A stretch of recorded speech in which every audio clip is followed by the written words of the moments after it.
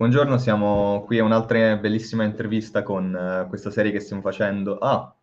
Welcome. We're here for another episode. We are interviewing a bunch of very interesting people in the space. We've been here with Rob, Ness, Alexandra, Coldi. We've been here with Power Dada, and I keep meeting very interesting people who are making me always think about new definitions of art and new aspects of the decentralized arts world. Today we're here with Lord Truffington. Many of you know him. He is Italian, but he's based in London. And let's invite him on the stage. How you doing? Hello, GM Vandalo, GM France. How are you?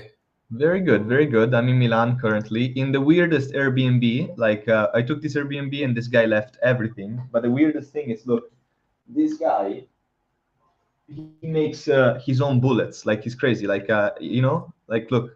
And Yeah. no, look, and it's man, like this is the machine with which he packs the bullets and everything else. Okay. Yeah, Well, it's super weird. make sure not to leave a lot of fingerprints around, just in case. I know. Like he makes his own bullets, and there's knives everywhere. So I Who don't know. knows that this is the other life of Vandalos that people don't know about, and maybe don't want to know about. Anyway, sure, an Airbnb, sure. Being hosted by some terrorist. I don't know, but literally, this is an Airbnb. I don't know how this is possible. Amazing. But that said, like, so okay. So how much time has passed now? 1 week, 2 weeks from the starting of this amazing adventure on Super Rare? Oh my goodness, it's actually only a week and 1 day, even though it feels like it's already been a month or more. There is this thing about the passing of time, the perception of the passing of time in the NFT space that is absolutely mind-blowing. A week goes by and it's like, oh, this was like last month, right? It's been only 8 days, but it's been eight very full days, and I'm still, despite everything, I'm still buzzing from excitement and really happiness, ultimately, of everything that has happened. How much time did you have from them, like from understanding that you were going to be doing this Genesis on Super Rare, that they gave you the okay, just like, yes, you're on, and to actually doing it? Because I feel that it was very short. Okay, so yes, it was. There is, however, there are a lot of things to talk about with regards to this Genesis. So I was actually approved on Super Rare on the Tuesday before, the Monday before the drop. So literally 6 days before. Okay. My idea actually of the drop was to do it the following week. Mm-hmm. However, I have been preparing for this drop and planning and working in the background for over 2 months. So this is something that I think it's if we want to go into more the advice part of what of my experience and what I learned, is that you need to take your time. There's no point, there's no need, and there's no reason to rush things through. So you need to plan accordingly everything that you have to do, and all the different parts, from the marketing, who to contact, who to build relationships with, so that you can get to a certain outcome that is the desired outcome. Exactly. So definitely, it's while the admission, the acceptance on Super Rare happened only a few days before. Everything else that went on started long before. I would say probably in July, when I took that particular photograph. So technically, in a parallel universe where you didn't get accepted in Super Rare, this artwork was going to be launched on another platform with another strategy. On Nifty, well, no, it was going to be it was going to be launched on Nifty Gateway in the following week. So basically, it would have been either just done or about to launch now. Yes. And would you have expected things to play out similarly, arriving at? I remember the sale was around the 2 Ethereum, if I'm not mistaken, right? 2.2 Ethereum, yeah, 2.2. It was incredible. Yes, incredible. I am. Well, first of all, let me just take a step back. Yes. I think people that are familiar with this space might know me, might have come across my name, and primarily I have always been a collector. NFT collector, started a year and a half ago, more beginning of 2021. As I've been trading initially NFTs and various types of NFTs and some art, and then moved into more the collecting side. And I've been collecting, I think I have a collection of over 1,000 NFTs on Tez and on ETH. And I've always built my brand and my name, around the collecting side. And I do some creation elements, some galleries, whether it's physical, whether it's digital, etc. But not really as an artist. So for me to come to the market as a creator, it's a switch. It's a switch, and it's also a switch that needs to be managed. In my view, I thought it had to be managed properly with respect, towards my audience, because people that follow you, you always need to understand that if you have an audience, a platform like Twitter or any other social media platform, people follow you for a particular reason, and that reason is usually linked to who you are and what you do there. So if I post the art that I buy, and then all of a sudden I just switch and I only start posting the art that I produce, that I make, that might not go down well with my followers, because they said, well, I'm here to discover the market, not to see the stuff that you make. So it is something that had to be managed. Okay. Yes. But assuming that I've managed that transition relatively well, I will always be a collector as well, for sure. But also I've added another dimension to my persona, and that dimension is as a creator, as a photographer, primarily street and urban photographer. And for me to get into this world as a creator, and basically show to some extent some vulnerability and put myself out there, open to criticisms, and we can talk about some of those, and comments, and really see how the market would value something that I've created, was a big step. And it took a little bit of a leap of faith, and to get to the outcome of that this auction achieved was beyond. I mean, I could have not even dreamed of such an outcome. And I am delighted. I am humbled by the response by the community, by some very large collectors that got involved, by the big wars that happened. I mean, it was something very, very unique. You said a lot of very valuable things. I'd like to tackle them one by one. So first, you talked about this very interesting dimension, which I don't think you're the only one facing this right now.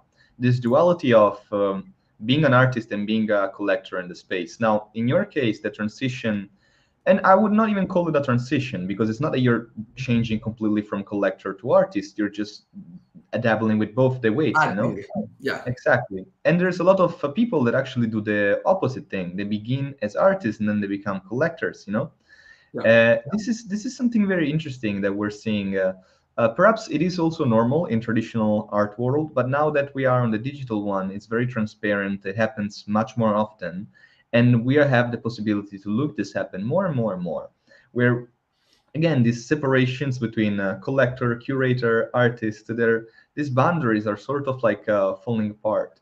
What you said also, that this transition needs to happen with a certain attention, especially if you're coming from one side, how to get on the other. You're totally correct. I did not think of that. It's very important, this respect of the collector and of your audience.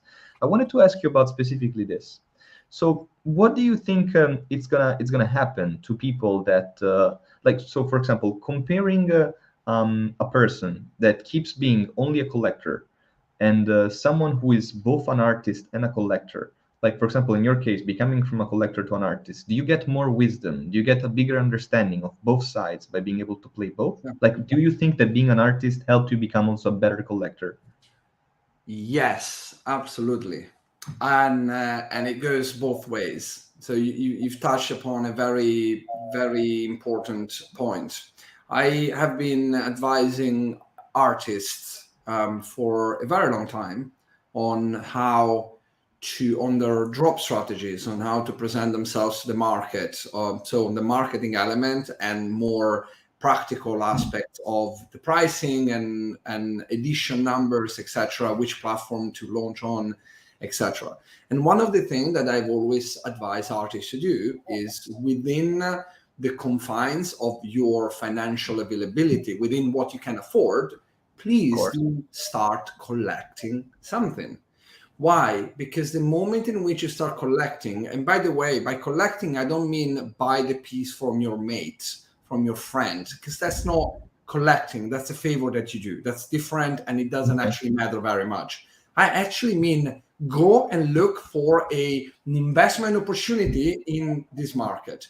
Go and look for a piece of art that you love and that you think you might appreciate in the future, because that's really very much how collectors look at the largest majority of the purchases.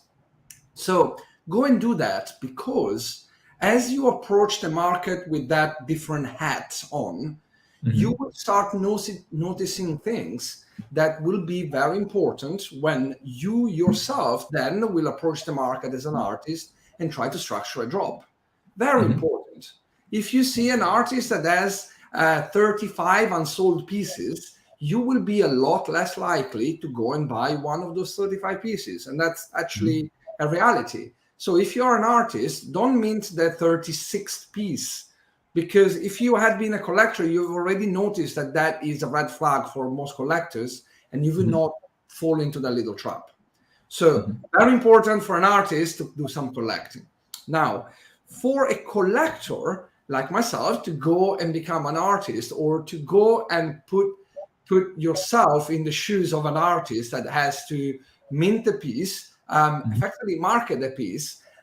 Where is the learning? Well, the learning is on the marketing, and I have to say it is difficult. Oh my goodness, it is It is difficult. difficult, and also can we say that it varies depending on what marketplace and what audience you're facing? Because I see Correct. that like on Tezos, on Nifty Gateway, on Super Rare, I see all different marketing strategies happening all the time. Actually, would be interesting to analyze some of them. Like for example, we could start from what you have done on Super Rare with your Genesis drop. Which, by the way, let's look at it again. Look at this beauty. Amazing shot here, I have to say. Yes, How much time did you spend in this position waiting for the sun to move and get that?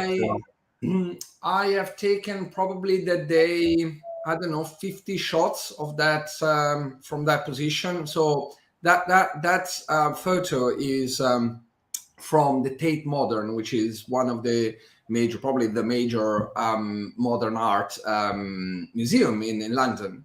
And that is actually the entrance where you see the people in the background. That's the entrance of the museum, and it's called Turbine Hall. And on Mhm. this turbine hall, there is a sloping pavement, basically floor, coming towards where took the picture. And then there is a sort of mezzanine level with a sort of balcony where you can take these like big shots of the whole hall. Yeah, and I've taken from different angles, probably more than 40. I think 40 might have been just from this particular angle, and then I went to the right and went to the left. I had a lot of different other versions of this photo, and then people were coming and going, so you spend an hour or more just in one particular position trying to get the perfect shot, Mhm. and then you go home, you look at all of them in Lightroom and Photoshop and see, okay, what works, what doesn't work. And you start to do some editing here and there to get the right lights. Mhm. Yeah, it was I have to say, again, I'm biased. It's like if you ask your mother about their kids, they will always say they're very beautiful, even if they're not. And it probably is the same for an artist. I love this No. piece. I think I really love this piece. Well, I have to say that when it comes to especially street photography, the real quality is, and what I've seen is that being able to be there at the right time and the right moment. Here, I don't know if you've done any editing to maybe remove some extra people, but this spotlight on the ground on these two people walking together, I at first I didn't associate it with a museum. My first image when I saw it, since you played with the light and with the black and white so well, I had a sensation of an airplane hangar. So I imagine these two people being like two pilots, walking together for some mission or something like that. That's the feeling that I keep having every time I see it. I have the same feeling.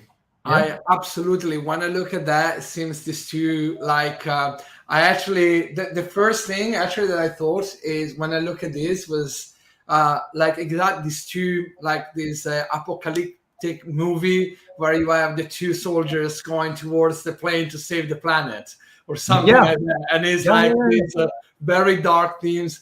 Look, it's I love that. This is that there's some other elements around. There's some other elements around this picture. The very dramatic black and white tones, and the Mhm. fact that these two people are actually walking in the light, and they're walking towards more Mhm. light while being surrounded effectively by a lot of darkness around. And the fact that they are there together, I thought it had a deeper meaning. And very often, obviously, I did not shoot this picture with that particular thing in mind. Like very often it happens. I think it's just something that emerged from that photo as I was editing, as I was looking through these and all of the others. That there was there was some more meaning that could emerge from the final product. And I'm very very delighted of how it turned out to be. So more on the marketing and technical side, which is what we were talking about. So you were planning already the drop on Nifty Gateway. So you more or less had already had a plan on how to prepare this drop and how to prepare your transition. Now, did it change at all from when you switched from Nifty Gateway and Super Rare? So therefore, could we assume that some marketing strategies, some just like strategies of how to market the artwork, on how to put it out there, are similar on these two platforms? uh it's a good question. um no, I probably wouldn't say that there is a difference in Mm. I wouldn't say that no, that there is a difference. I was planning to anyway announce the drop in different moments. So I first announced that my drop was coming in, I think, 4 days, and Mhm. I created some graphics with the super rare. I changed both my PFP and my Yeah. background to a super rare. Actually, they were different. My banner on Twitter was a super rare logo with behind Harry, which is who is my ape. And instead, the PFP, the little PFP on Twitter was Harry with SR behind, with the logo behind. So there were different ways of presenting it. So I've done first that, but people didn't know. And this is when I received where some people raised some sort of or made some comments about what I was doing and the fact that I wasn't super rare. And we can talk about that and some criticism in a way. And then the next I think the day after or 36 hours later, I announced that there was announced actually the dynamic of the drop. It was a charity drop. You remember, this was not something. It was a 100% of the proceeds were given to charity. And I had already spoken over 2 months ago with Trevor Jones to have Trevor to match at least a part of the donation out of his own funds towards this cancer care charity. So there was a story there as well, and there's a reason for that. For that charity. And then I announced the tiny little short poem that I wrote to go together with the picture that fit with the whole narrative. And then just the day of the drop, a few hours before, I announced the piece and I showed for the first time the piece. So there were different stages. I staged the drop from way before the moment in which the piece went live to actually generate hype, to generate interest, to generate more awareness in the market. And I had honestly no idea what this could. So technically, you didn't show the artwork until a certain moment in the. Until 3 hours before the drop. No one has ever. I mean, okay, some people had seen the artwork privately, and that's because I've done about 2 months of, or probably a good month and a half of feedback from professional photographers, from people that do this for a living. But also, like, I assume when someone prepares a drop, like for example on Super, a big drop, especially a Genesis, usually you speak with collectors a little bit in advance. You show them the piece. No, this was okay. This is something quite interesting, and this is why it's definitely something I want to talk about. I said that the main thing that I noticed going from collectors to artists is that it's very difficult to market. And I could not get myself to really go and show my work to collectors. Now, I want to tell you one thing. The collector that bought the piece, he's a Spartan Black, is a Singapore former banker, now runs a hedge fund. I mean, these are all public information. He didn't even follow me on Twitter. He did. I had never had contact with him. I was not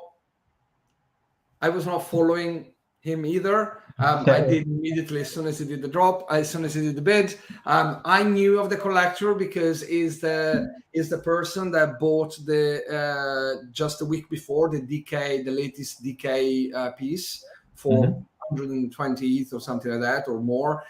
So I knew who that collector was, and as a fellow ape. But we had never had any discussion, any contacts. Again, we were not even following each other on Twitter. Poseidon, who played an important role, and similarly, I have built. I would love to have them as a collector one day. Really would love to. But I have, and I've spoken with them about other things, but they had not seen the picture, and they didn't even know I was coming up with the Genesis, with the piece. So actually, there was none of that. There was none of that. Now, I showed it to a few people that said, oh, this is very nice. We'll try to make a bid because we like the picture. But obviously, we were not even remote. We weren't talking about a price remotely close to where I ended up. It's like, sure, I'll bid 0.25. I'll bid 0.5.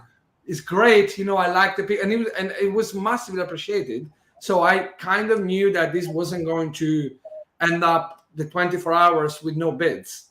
That would have been a bit hard. Bad start, yes. That might have been the first and the last piece I've ever minted. So I knew that, but I could have not expected this sort of traction and interaction. I mean, I had 21 bids.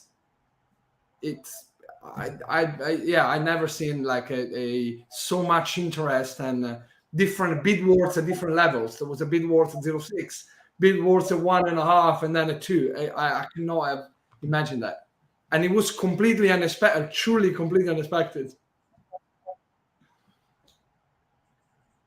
That sounds amazing. That sounds really amazing. The question that comes to my mind now, you said you would love, for example, to have Poseidon as a collector, which implies that you must be working on new pieces. Now, okay, still super rare, of course, because from what I've understood, once someone gets on super rare, there's like no need to go anywhere else. Correct. Okay. I actually have my second piece was basically already ready before this drop. Because look, I take a lot of pictures. Like I every time I go out, I shoot. Whether I have my camera with me or with my phone, I have a RAW. I have a RAW app. So I have an app that in the Samsung phones. I have the latest Samsung that has already actually very decent camera and has a RAW app that allows you to shoot in RAW files, which are the files that then you edit. And this app allows you to customize the shutter speed, the exposure, so you can actually replicate a lot of the similarities that you would have in a camera, in a professional camera. So if I don't have my camera with me, I would use my phone, but I shoot continuously. My eyes always see. I love reflections, which there weren't as many in this photo, but I love a lot light reflections and mirrors, and so wherever I walk in the street and I pick a reflection here and there, I just shoot continuously. So I have a lot of picture, and to be fair, to get into super rare, they asked me to show my portfolio. So I showed like 7 or 8 pictures. It was not just a so I went through like everybody else, and I showed a range of photos that I've taken. So the second one is already basically amazing. ready. That's super cool. And how are you going to be staging this? This is very interesting. So you're not going to be showing the picture. You're going to upload a blank thing on Super Rare, and after they buy it, you reveal. You know what? At some point, you could do that. At some point, I think you could do that. That would be, who knows? As a stunt, at some point you might do that. No, I haven't. So this one is a little bit different. I am putting the final touches to the edit, some elements of the picture, but I would say 97% done. It's just a tiny little bit, and I'm getting the last point feedbacks from a few photographers and friends. After that, I will reach out this time to a couple of collectors just to let them know that there is a second piece coming, and take the conversation from there and see whether there is an interest. I never, what I don't do is, hey, I'm doing something, would you like to see it? Because I don't want to show this. Like, people might not want to see it. And I'm saying this because I am on the receiving end of this sort of every day. Just here's my art. Here's my art. Yeah. And one thing that I've done it as well with this picture, and then I realized the mistake is going to a collector and asking, what do you think about this? Now, dear artist and dear Lord Truffington, when you've done it as well, what does it mean? What do you think about this? What do you expect someone to reply to that question? Because they might say, they will never say it's shit, I really don't like it. Throw it in the bin. So the answer is always alongside the line, oh, it's nice, I like it, yes, heart, fire, whatever. But do they really mean it? Because they have no way of actually letting know. So the better question would be, this is the piece I'm trying to mint, my latest piece. Would you, in the case of a photo, would you change something? Is there something that you would advise me to edit in the photo? And for instance, when I've done that, someone says, well, here is slightly smaller crop of the picture might give a better visual element, or there is this little visual element that doesn't really add anything to the composition, for instance. So ask your collectors or the people that you want advice from a very practical, tangible, and useful question, not what do you think about this? Because I have asked that, and I've realized afterwards, I'm like, okay, forget about the question. It doesn't really, it doesn't let the other person give you a constructive feedback, which is what you need ultimately. So I will go there, and I will probably write I have already the title for the piece. I do not have a little poem, which probably I will write the 3-line, like a sort of modern haiku, like without the right number of syllables. Since you like poetry so much, have you considered maybe one platform that I've seen that has been doing very well for poetry and haikus is the Verse. I've seen also Rob doing a collab piece there. And this makes me want to ask you another thing. I see a lot of people that once they get into Super Rare, they go, now I only work to do drops on Super Rare. because it has to do with maintaining a price. So I was speaking with Andrea Chiampo recently, and he's not trying to convince me, he was explaining to me something that I keep ignoring, which is like, this is an art market based on rare art, which means that you have to play with certain rules. You have to play with the fact that, of course, as we said before, you always have to be more or less sold out. You cannot have unsold pieces. You have to try and maintain your last sale and try to get higher from that. And this implies that, for example, if you get on Super, which is one of the most like sought after marketplaces that usually helps increase the value of your artworks, it doesn't make sense to go somewhere else because it will lower the prices. Okay, yes and no, but please. No, and then my question is, for example, like if an artist like you, that's getting really much into poetry and haikus, and there's this marketplace like Verse, which is like, for example, I know that Rob sometimes he's on Super Rare, but he posts on Tezos. If there's a new marketplace like Verse, he plans a collab, he does it there. It's like an interesting statement, because you can say, I want to be a rare artist, so I understand that there is this rule set, and if I follow this formula, I follow the formula of the rare artist. And then there's the other formula of I'm trying to understand what decentralized arts means, and I'm not sure that being a rare artist is the same thing as being a decentralized arts artist. Okay. Very, very good points. Probably there is a bit to unpack in those statements. So let's get to it. So I have, as I mentioned, I've been speaking to artists at various levels, from emerging artists looking to do the first drops to very established artists, and I've been doing that basically on a daily basis for a very long time now. And what I keep saying to every artist is that your art, your creation, is your product. You need to treat it as your product, and your product, like every other product in the world, needs to be marketed. Now, marketed means a lot of things. Means generate awareness about what you're doing, means building a brand about your personal brand as an artist, as a creator, the brand of somewhat of the pieces of the type of creation you are doing. For instance, having a consistent style. I think, especially at the beginning, it's important. If you take, yesterday I had the fortune of meeting Billy Dean, a fantastic street photographer from New York City. And when you look at a picture by Billy, when you see a picture, you will know just at first glance that is a picture by Billy Dean. Like, that is the amazing thing, is creating a brand. He has managed to create a brand that is recognizable, and that adds so much value to that artwork because you know who that person is. So marketing means, again, creating your brand. But marketing, in my view, also means managing the supply demand of this product, which is your art, your creation. Now, what does it mean, the supply and demand? Well, like every other things, there's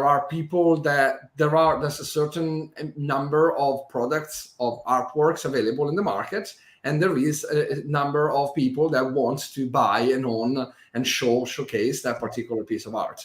Now, you as an artist are directly in control of the supply, and are indirectly able to influence the demand.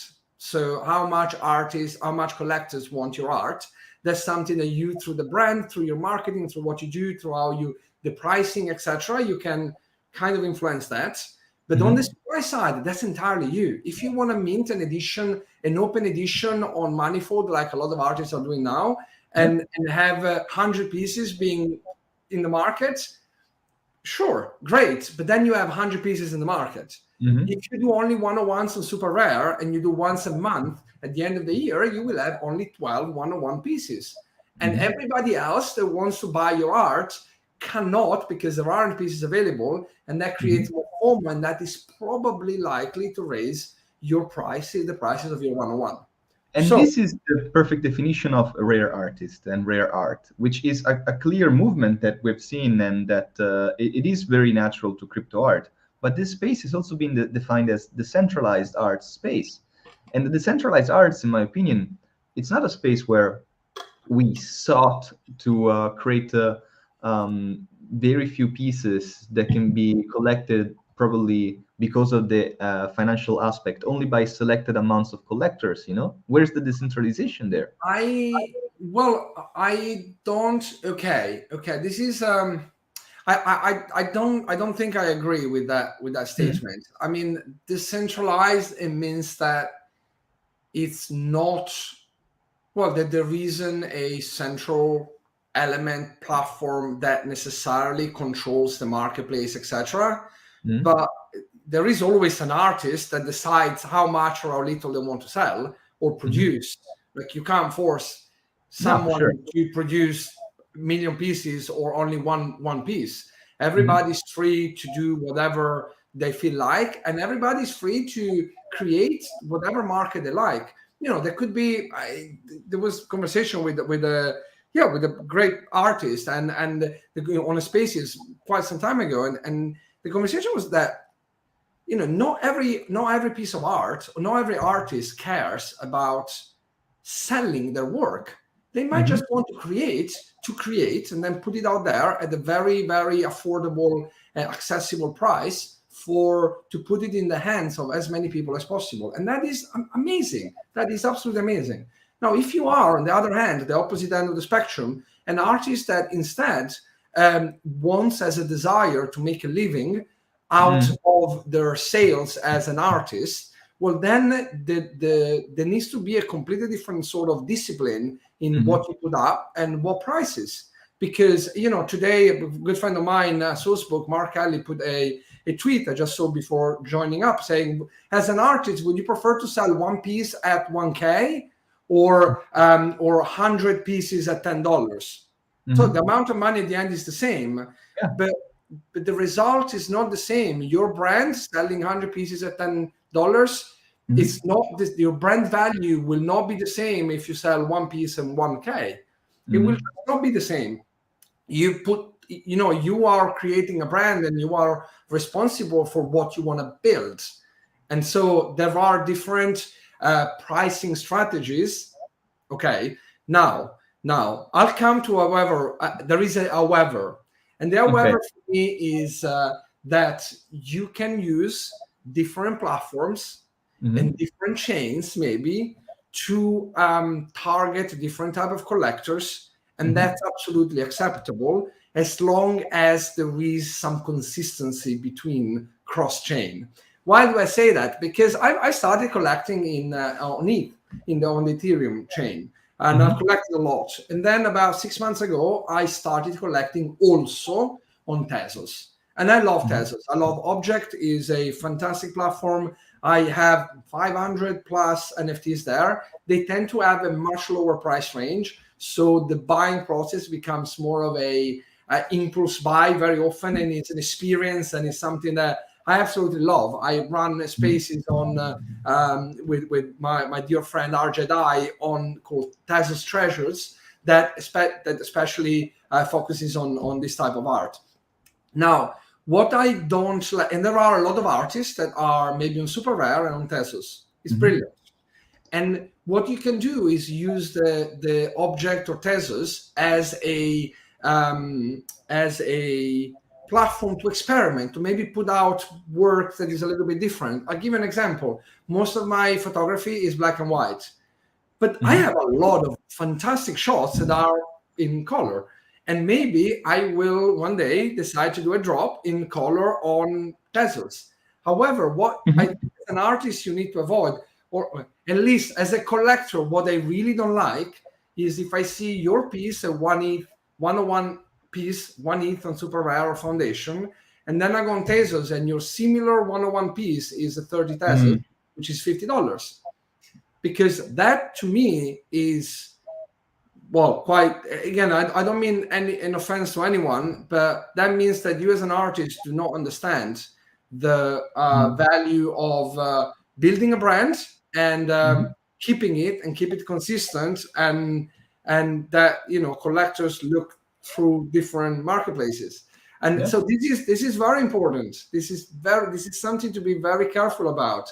Use different platforms. in my case, since I started mainly on Ethereum, on Polygon, making art, but it was more utility art. So I associated Yeah. some of my drawings to some digital IDs that we're creating for a DAO. Then I decided to move on Tezos because the bear market was here. I thought that maybe it was going to be. I met a lot of community from Tezos, so I thought that was going to be like an interesting way to experiment. But I have sent out like 2 or 3 collections on Tezos, Yeah. and the prices, yes, I agree with you, they're very low. And at first, I was given a recommendation that was don't care about the price, care about going sold out within 24 hours. So no matter how many editions you make, just manage every time to go sold out. So now I have this issue where I have a bunch of artworks on Tezos, all sold out in primary. Some are listed on secondary. Yeah. Now, for example, though, since the pricing there is around 20 euros, okay, so like 9 Tesla, something like that. The moment in which maybe I would like to go back and go to my new profile on non-origin or foundation and make a new piece, you're telling me that I have to be aware of the artworks that I have there, their price point, and if I do something similar on these other platforms, of course, why would someone pay 90 euro, 100 euro for something that it's available for 20 euro there?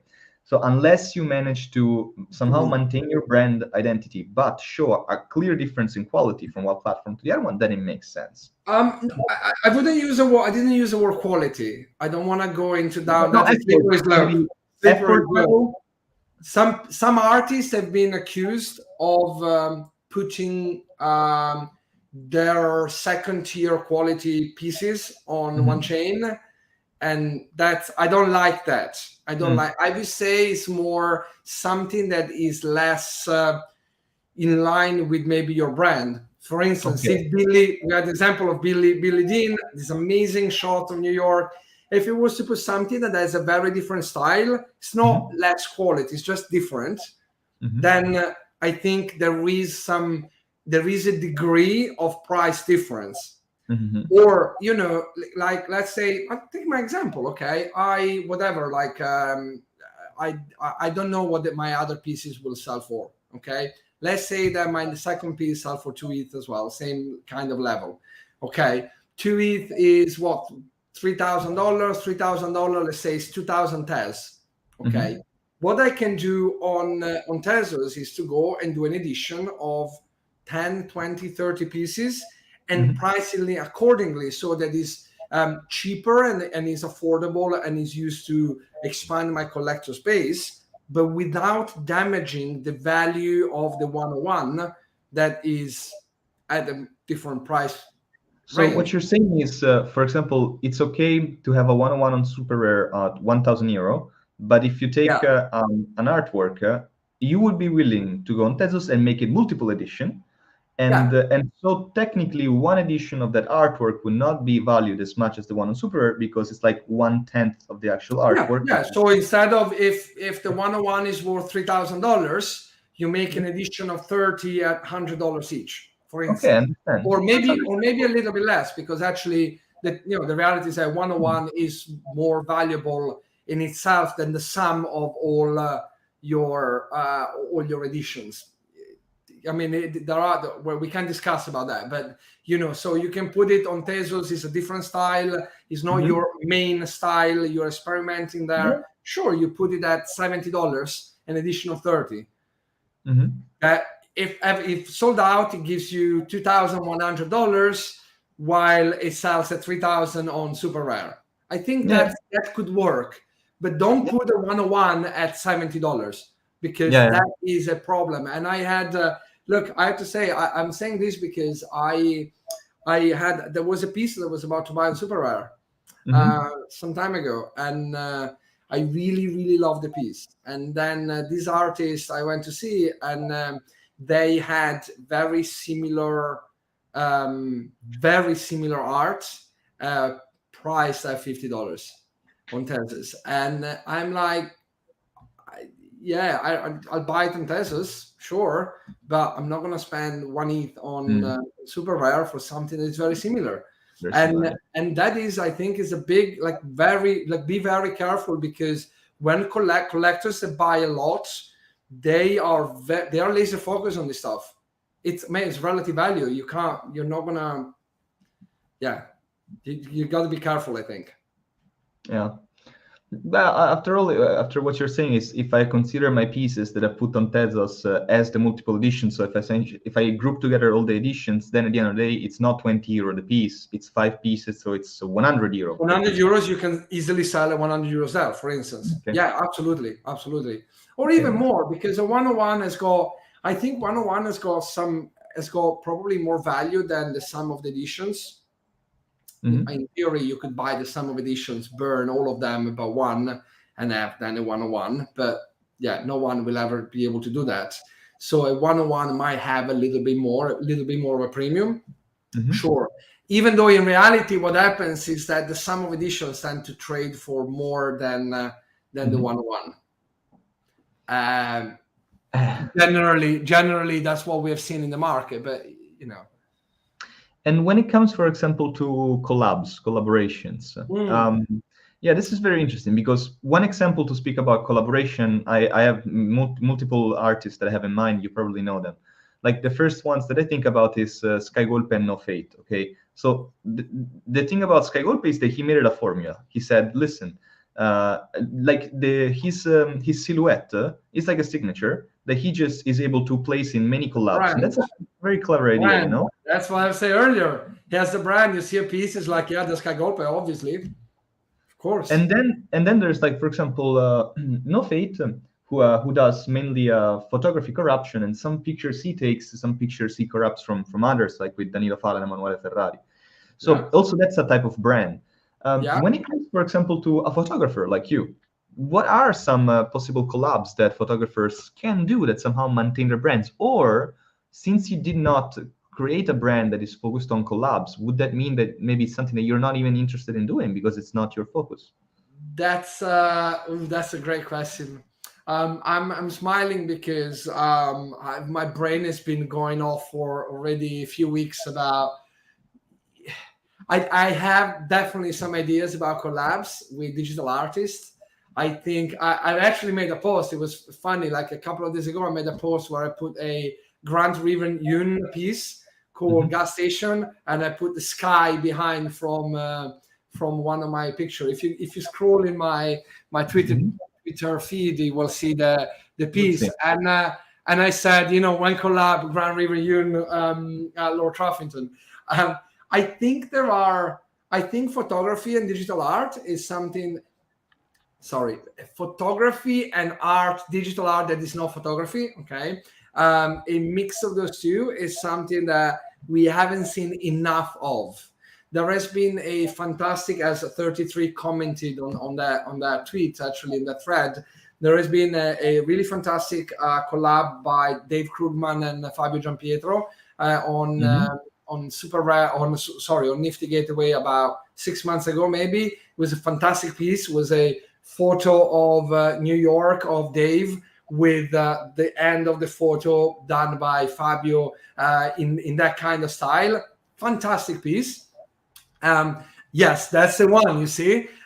So that's the Gas Station by Grant Riven Yun, and I have added behind my sky, a sky that I've taken, a shot that I've taken in Lagos in Portugal, like just a few months ago. And I think there are things that can happen, and if you can bring the recognizable style of one artist with the recognizable style of a photographer, for instance, and put them together, I think there are some really interesting things to do. I would love to push the trend. For example, one thing that I do, so mainly the first arts that I did on Polygon for I told you the utility project, they were my illustration of these rats, which is sort of like my brand identity. So when I decided to start testing things on Tezos, though, the first thing that I did was I stopped doing just simple illustrations, and I went straight for something. And I have this plan in the future. So it's a 5 collection piece that I was telling you about, and I immediately started illustrating on pictures. So the first collection, I'm still obsessed, but it was my first moment of obsession and love for roughness and trash art. So I took a series of just consecutive shots of trash, and it was super fun. It was called Visage, and it was like this, just like rats in the trash, in the toilet, on burned cars. It was very fun. Then I proceeded and I went for this trip in New York for NFT NYC, and so the second piece was called Voyage, and it's just moments of my travel in New York. This actually was very fun because we bought this sweater from the Super Rare gallery, and then we threw the bag in a toter bin, which was the whole thing. Yeah. It was super fun. But now I have to drop the final piece. Every final piece of this project is a collab, and I have this amazing collab that I have to drop very soon. I'm understanding how to stage it, as you were saying. I haven't dropped it yet. But the next piece the next two collections that I wanted to do on Tezos, they were gonna be called one Mirage, and I was gonna use DALL-E, and I was gonna, instead of taking pictures, make images with DALL-E and then illustrate on top of that. Okay. But the next one I wanted to be Homage, and I wanted to be all collabs. So I wanted to find street photographers and be like, every picture is a collab with a street photographer that takes the picture thinking of leaving some space for the rat, and then I drew the rat on top of it. That stuff like that. I think what's important. I mean, I made the joke with that picture on Twitter yesterday. Obviously, that sky that I put behind. But to be fair, it looks actually great in that picture. Yeah. That picture, that actually image is great because the color coding of the gas station with the reds and the sky. But that sky is not something that people will say, "Oh yeah, this is Lord Truffington." Obviously. No, yeah. And obviously, I don't have it's a recognizable style yet.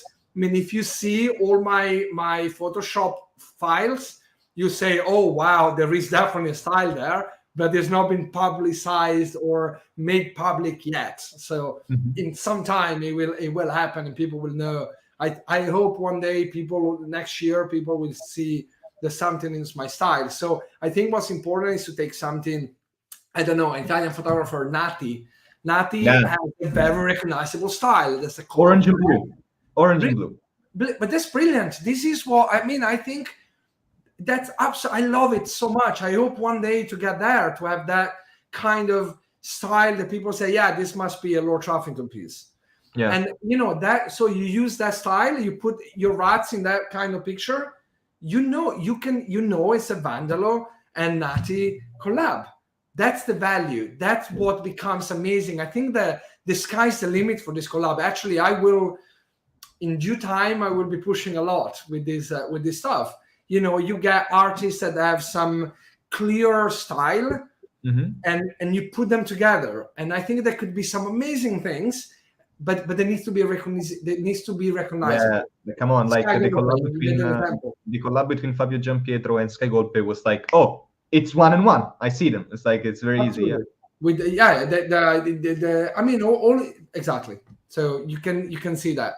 Also, Emanuele Ferrari and No Fate. It was the Star Love. I think it's important for an artist first to establish your style and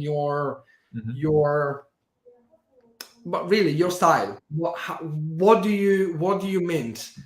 The pieces out there, then it's great to have a consistency. Now, I want to say something because I can already in my head see some criticisms of what I just said. Like, you as an artist can do whatever the beep you want. Yeah, you can do everything. Okay, there's no one. Don't let anyone tell you otherwise. Certainly not Lord Truffington. Okay. However, personally, I believe there is value in having a style that becomes recognizable. But that's just my opinion. You can do whatever you want. You don't have to sell pieces or not sell. It's just up to you. Again, Lord, I think it's this dynamic. So it's what we were talking about before. So there are certain guidelines to achieve certain objectives in this space. So we're seeing this new role coming out, which is the rare artist, the rare art, and it's a compromise that artists have to take. It's like saying, oh, I want to drive Formula One, but I don't want to be on a diet and exercise. Yeah. it's to be a rare artist. It's a job that implies certain level of activities that you have to do daily to be careful about your brand, and the brand needs to be built in a certain way. Of course. And not everybody needs to be, whether it's super rare or not everybody, there are different paths. Do you, as an artist, do you care more about having 1,000 collectors, or do you want to have, I don't know, a piece sold at, I don't know, 10 ETH? And by the way, there is no right or wrong. There are just different preferences that people want to. Are you a very, prolific artist and create a lot of artwork every day and you want to put it out there, with the eye? There are some artists on Tezos that I really love. They are AI artists. I love it, but they mint a piece every day or more. Yeah. And it's great. It's great. But, they have thousands of pieces out there. Now, that piece, I buy it because I like it, but I would bet for sure that they're never going to be worth $100, $200, $300 each. They can't, because there's too many of it. There's too many. And that's fine. That is not a criticism. It's just, I'm just a little bit stating what is the likely evolution of the pricing of that particular artist and collection. That's it. And again, but in the moment where, for example, an artist sells, but he cannot have, like, for example, I'm growing of the opinion that sometimes I think being an artist is not a job. So okay. one cannot expect to come here and think this is going to be my full-time job. Of course, there's many exceptions. Like the moment you start earning 17 Ethereum or more for your artwork, so you're dropping like once every 3 months. Yes, that's a job. That's a job. Yeah. Okay. No, I see what you mean.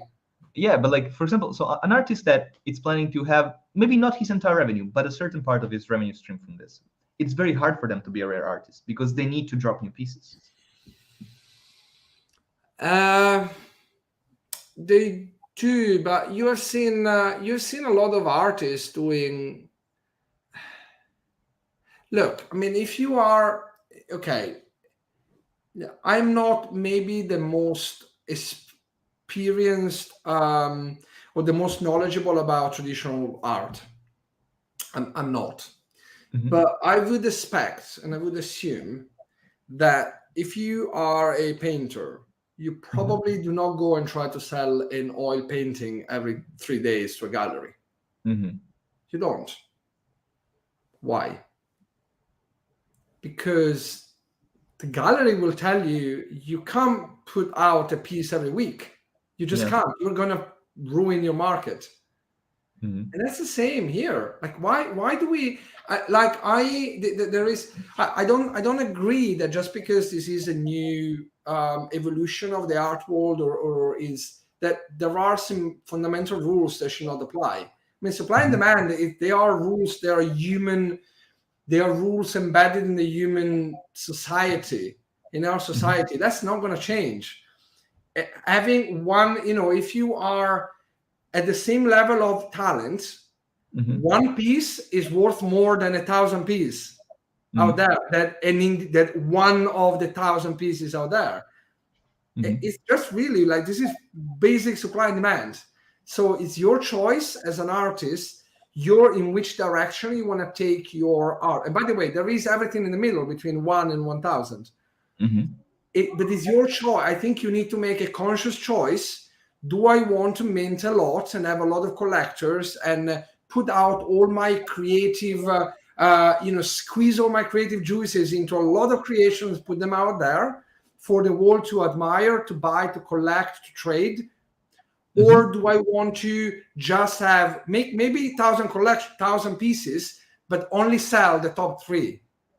Understand. I have, as probably every photographer, I have a lot of images that are photos that are actually great, but I'm just going to sell the very best, the one that I look at, and after a month, I'm still looking at them and say, yes, this is really good.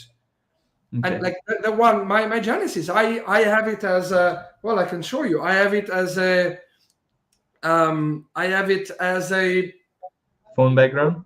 yeah, Yeah. and I have it. And this is a picture that I'm looking at every day and I still love it.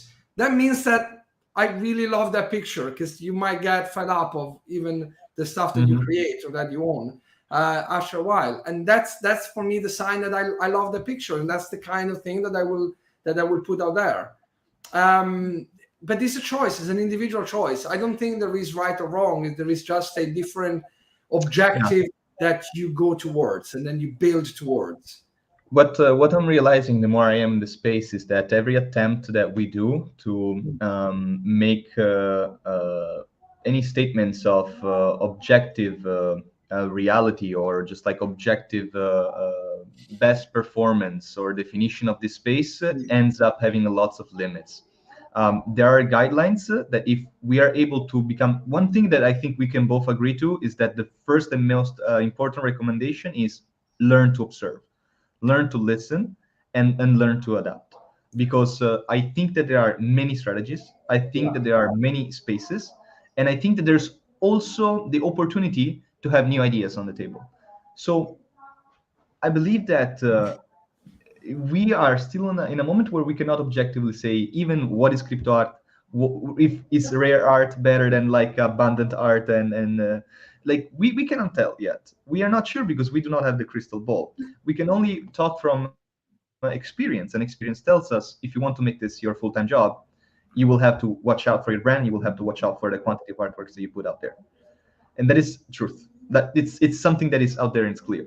There are some people that are attempting to propose a different model, and I look after to these people because they are taking risks, and Mm, I'm interested in that as well. mm. Uh, but again, I think it's a brave new world, and there are a lot of opportunities and a lot of creativity that can be put on the table.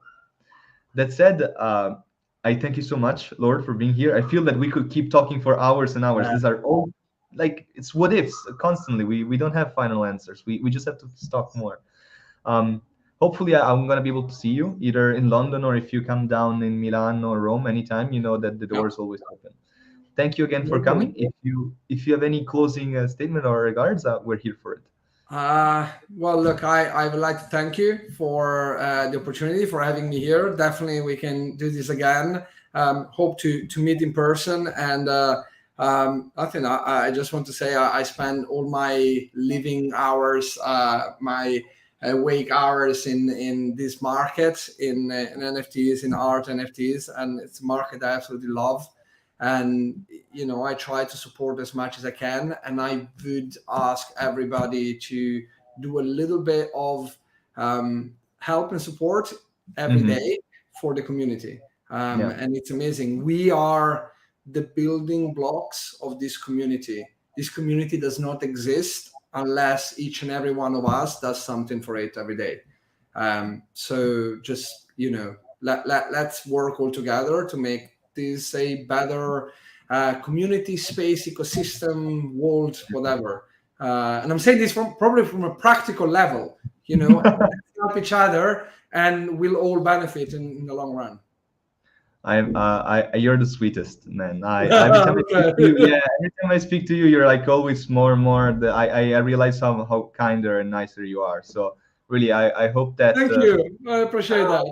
Thank you, man. You have amazing energies. You're putting a lot of effort in the space, and you have a lot of wisdom. Like there are very few people that I'm meeting that can navigate this space with very ease and naturality, and understand and observe. So really big props to you, because it's a great talent that you have, and it's not only talent alone. It's all the time that you're spending on this. It's clearly passion, talent, and Yeah. observation capabilities. So Thank you. all the compliments go to you because you're Thank managing you. this as well. Really appreciate. I'm really humbled. Thank you. I hope to see you again, and I can't wait for your second drop on Super Rare. I'll be the Amazing. one. I'll be one of the guys bidding at 0.25, something like that. Then we'll see where it goes. I'm pretty sure we can go more than 2.2. Amazing. Thank you. Take care. Have an amazing Bye. day.